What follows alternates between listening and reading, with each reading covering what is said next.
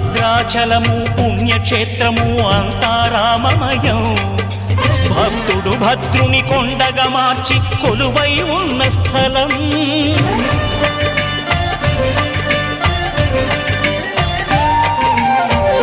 భక్తితో రామదాసు ఈ ఆలయమును కట్టించనయా.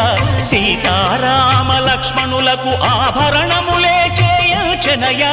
పంచవటిని ఆ జానకి రాముల పర్ణశాల అదిగో.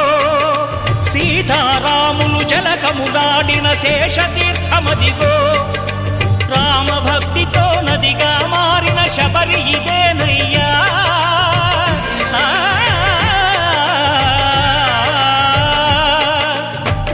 భక్తితో నదిగా మారిన శబరి ఇదేనయ్యా. శ్రీరామ పాదములు నిత్యం కడిగే గోదావరి అయ్యా. ఈ క్షేత్రం తీర్థం